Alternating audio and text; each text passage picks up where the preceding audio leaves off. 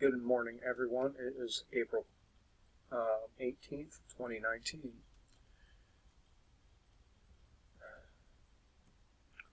Death of free speech.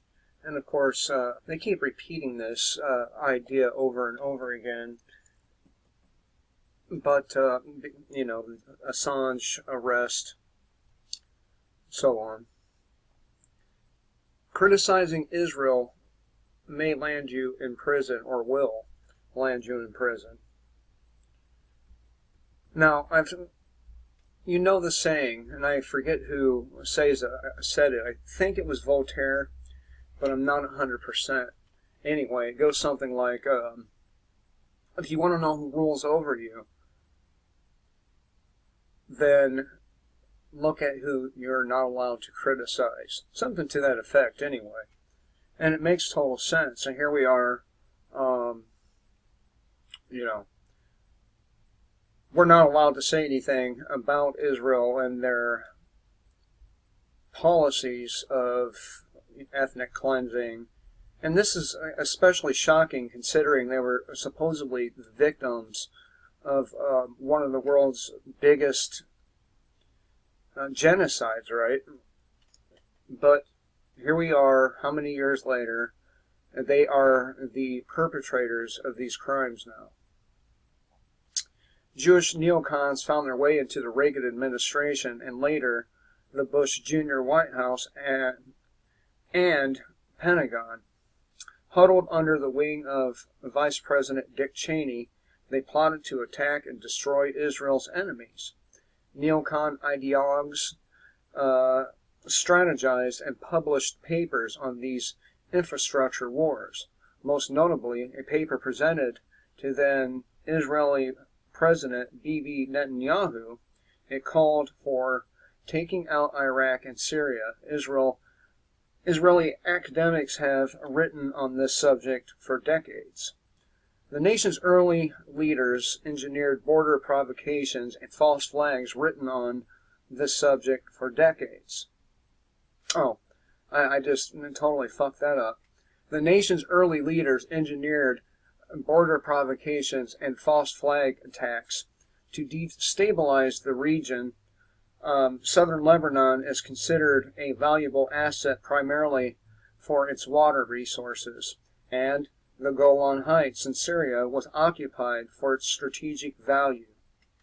It was left to America and its neocons. The American people were lied into a war on Iraq. Both Israel and the United States knew Saddam Hussein didn't have the capability to threaten Israel militarily. Beyond its oil, Iraq held little strategic value for the U.S. and its corporatocracy. However, it did have the ability to cause trouble, especially in regard to the Palestinians. Syria's relationship with its Lebanese neighbors and its stubborn refusal to simply hand over the occupied Golan to the Israelis is also a problem. It was one of several objectives behind a manufactured color revolution in Syria under the guise of the Arab Spring, an objective that has thus far resulted in the murder of around 600,000 Syrians.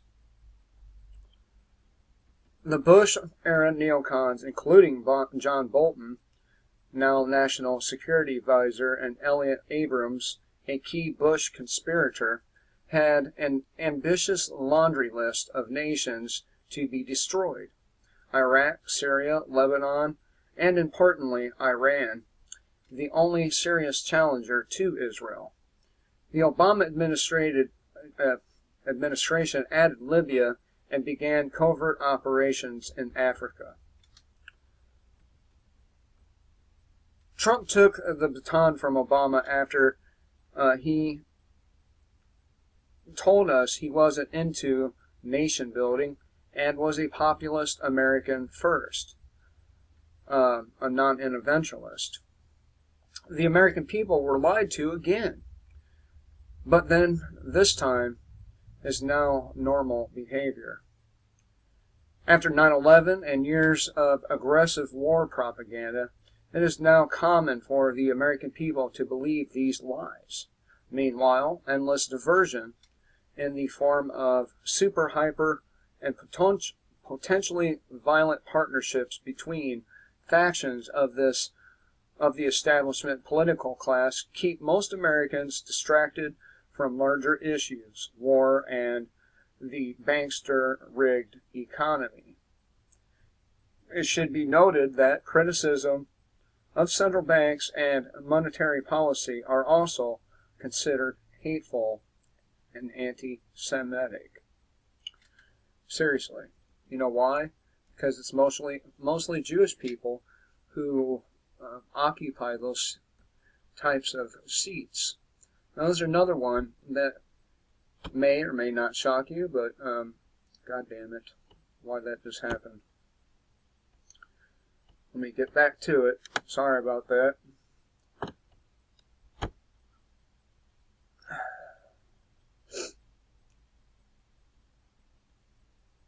Come on. All right. And this is the one I was going to talk about here. Harvey Weinstein's attorney accused of sex trafficking kids for, ding ding, Jeffrey Epstein. Isn't that strange how Harvey Weinstein is connected to Jeffrey Epstein? Both perverts in their own right. But Alan Dershowitz is a prominent attorney in the United States with a history of representing both accused and convicted wealthy sex offenders. Some of his high-profile cases include defending convicted billionaire pedophile Jeffrey Epstein and accused Hollywood rapist Harvey Weinstein. Dershowitz was a famous member of Epstein's legal defense team, and when he was given a sweetheart deal by then U.S. Attorney Alex Acosta, now Trump's labor secretary, and a sentence for just 13 months to work release, despite the mountain of evidence against him. So, I think probably all these perverts, both on the higher levels and lower levels connected to each other, higher levels connected to each other. And speaking of that, perverts. Remember this guy, the one that got caught fucking his dog? Well, he is now being charged with 31 counts of child porn. So, and I haven't covered this yet, so I'm going to go ahead and talk about it right quick. Cop shoots unarmed man inside of a jail cell and is not charged. So, not only was this dude unarmed, but he was unable to flee or go anywhere. I would say that's grounds for first-degree murder right there. That's cold-blooded murder, and yet this cop was not charged. That's why you have to be careful when dealing with these roid-raged cops. Otherwise, you may end up dead, and nobody but your family is going to give a shit, especially if you're white. So, there's that.